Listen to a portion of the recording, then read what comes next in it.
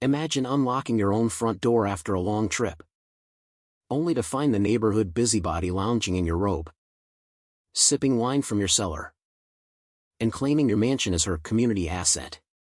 But what if this wasn't just a wild power trip, it was the tip of a fraudulent empire built on fake deeds and stolen lives?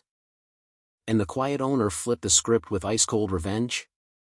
In the manicured suburbs of Willow Creek Estates, just outside Seattle, where every lawn was clipped to HOA perfection and every mailbox screamed conformity, lived Marcus Hale.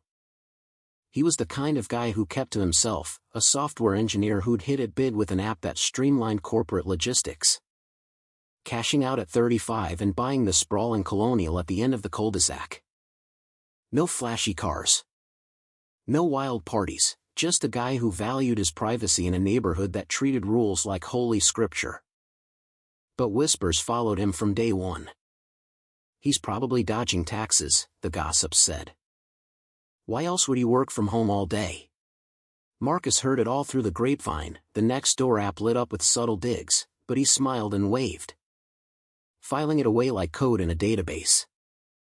Little did they know, he was always watching, always one step ahead. It started innocently enough, or so it seemed.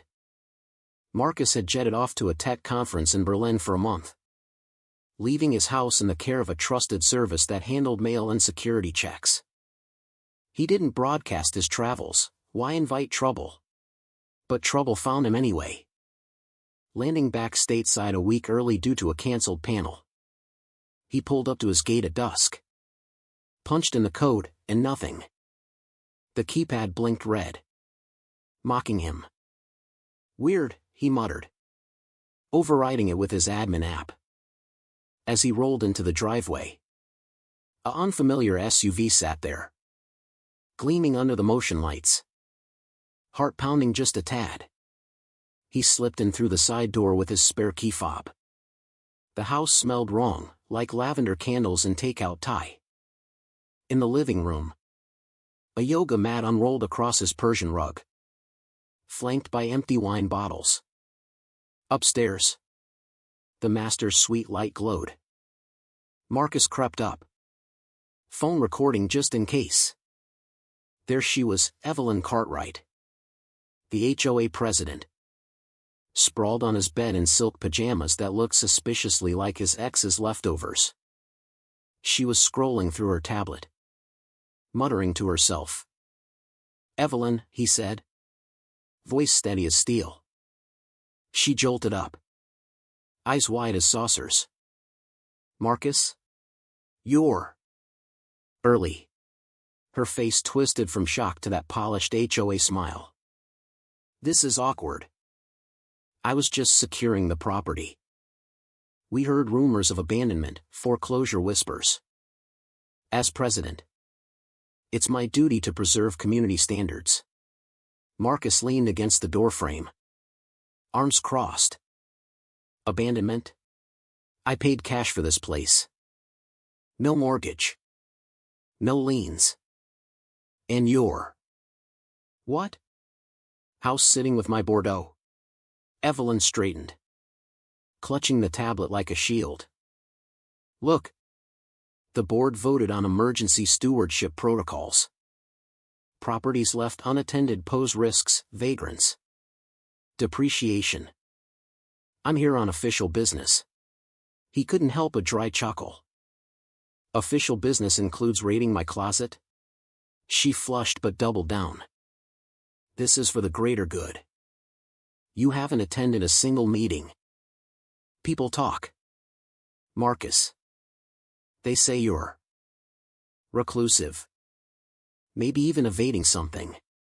The accusation hung there, laced with that faux concern tone HOA types perfected. Marcus didn't bite. Instead, he dialed 911 discreetly. Let's let the pros sort this. The cops arrived in under 10 minutes. Sirens off but lights flashing, turning the cul-de-sac into an impromptu neighborhood spectacle. Evelyn had barricaded herself in the bathroom by then, yelling through the door. He's trespassing. This is HOA managed now. The officers. A burly sergeant and his rookie partner. Knocked politely. Marcus opened the door. ID and deed app ready on his phone. Gentlemen. Welcome to my home. She's the intruder. The sergeant eyed him skeptically. Ma'am called it in as a break-in. Marcus stepped aside. By all means. Check. Upstairs. They coaxed Evelyn out. She emerged. Hair perfect. Voice dripping honeyed authority. Officers. Thank goodness. This man abandoned the property. I have documentation. She waved a printed email, something about neglect clauses in the bylaws. But Marcus had his ace, the security feed from hidden cams he'd installed after a prior HOA fine for non-approved solar panels. He pulled it up on his laptop. Watch this. The footage showed Evelyn 2 weeks prior. Using a master override code, stolen from the community's gate contractor, wheeling in a suitcase. Her yappy terrier in tow. And 2 HOA board flunkies helping unload groceries. That's not abandonment, Marcus said mildly. That's squatting. The sergeant's jaw tightened. Ma'am. You're coming with us. Evelyn sputtered. This is outrageous. I'm preserving value.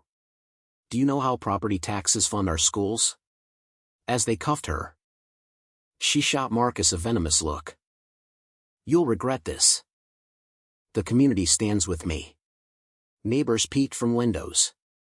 Phones out. But Marcus just waved. Inside. He felt the first stir of that dark satisfaction, the mask cracking on the queen bee. Words spread like wildfire on the neighborhood Facebook group. Evelyn arrested? Must be a misunderstanding, she's so dedicated. But Marcus didn't engage. He let the rumors fester. Knowing Evelyn's cronies would overplay their hand. Sure enough. The next day. A certified letter arrived from the HOA board, a $500 fine for causing community disturbance via the police visit. Attached was a notice of lien on his property for unpaid stewardship fees. Marcus smirked. Scanning it into his cloud drive. Stewardship fees? For what? Her spa day in my tub? He called his lawyer. Jenna Ruiz. A shark in heels who'd handled his startup sale. This smells fishy, she said over video. Dig into their bylaws. I'll subpoena records. As Marcus pored over the HOA's online portal, bylaws bloated with clauses like aesthetic harmony mandates and emergency asset reclamation, he uncovered red flags. Meetings minutes backdated. Signatures from residents who'd moved away years ago. They're forging everything, he whispered to himself. Meanwhile, Evelyn posted bail and rallied her troops. At the emergency board meeting, streamed live. Per transparency rules. She addressed a Zoom crowd of 24. Friends. This is a witch hunt by an absentee owner who flouts our values. He changed his gate without approval, clear violation. A board member.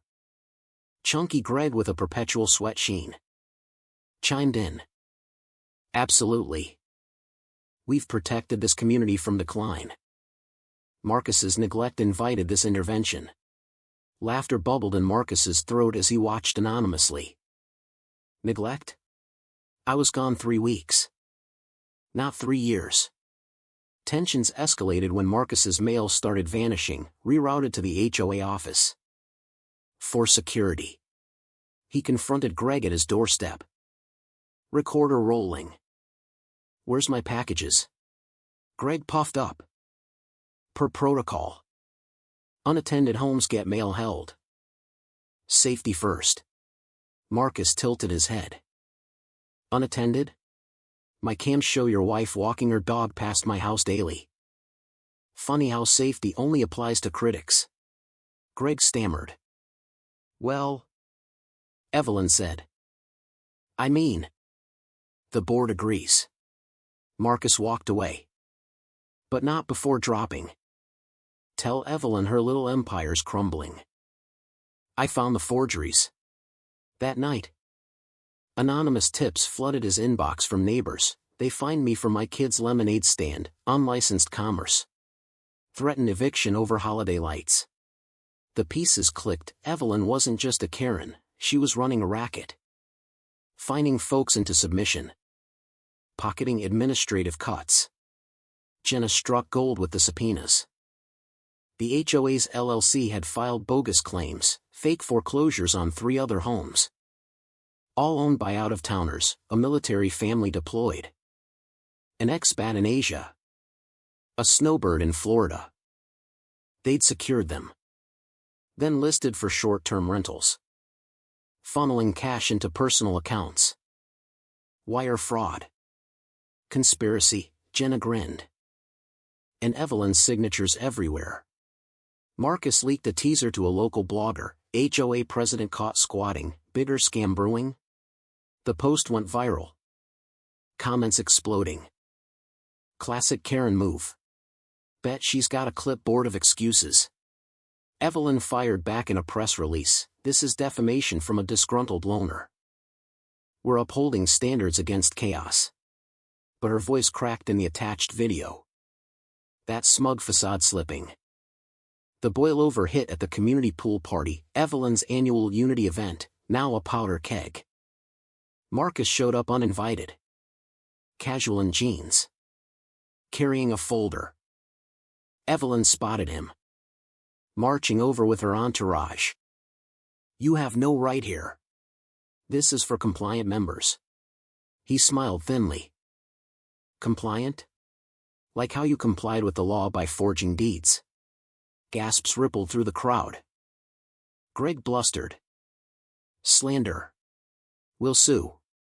Marcus opened the folder. Projecting emails on his phone to a portable screen. Here's you rerouting utilities on the Johnsons' house while they're in Germany. And this? Deposits from Airbnb bookings on stolen properties. Evelyn's face purpled. That's confidential. How dare you invade privacy? The irony hung thick, her invading his home. Now crying foul. Neighbors murmured. Then shouted. Is this true? I paid fines for nothing. Evelyn tried rallying, he's twisting facts. I acted for us all, preventing blight. But Marcus dropped the bomb, footage of her bored plotting in his living room. Toasting with his wine. To phase 2, the phantom lots. It turned out they'd fabricated an expansion subdivision on protected wetlands. Selling fake parcels to investors via shell companies. You're not preservers, Marcus said softly. Voice cutting like a knife. You're thieves. Chaos erupted, Evelyn lunged for the phone. But a neighbor restrained her. Call the cops, someone yelled. Ironically. They did, on her. In the courtroom climax. Evelyn stood defiant at first. Attorneys spinning tales of misguided zeal. But Jenna dismantled it piece by piece. Witnesses poured in, the forged signature retiree. The duped contractor. Even Greg flipping for a plea deal. She threatened my job, he whimpered. The judge hammered the gavel on Evelyn's objections. This isn't zeal. Miss Cartwright, it's racketeering. Evidence mounted, trackers and garden decor. Offshore transfers. Insurance scams on damaged homes that were pristine. Evelyn crumbled. Sobbing excuses. I was protecting our way of life. Marcus leaned forward from the gallery. Whispering to Jenna. From what? Happiness? The verdict, 10 years. Assets seized. Board dissolved. Willow Creek voted in a volunteer council with 0 fines. Full audits. Marcus's home? Upgraded with AI security. A quiet nod to his victory. As Evelyn was led away. Glaring daggers. Marcus felt that hallowed rush, the tyrant unmasked. Justice served cold. But here's the twist that lingers, in a world where community masks control freaks. Was Evelyn the villain? Or just the face of a system that breeds them? You tell me, was Marcus's silence his weakness? Or his ultimate weapon?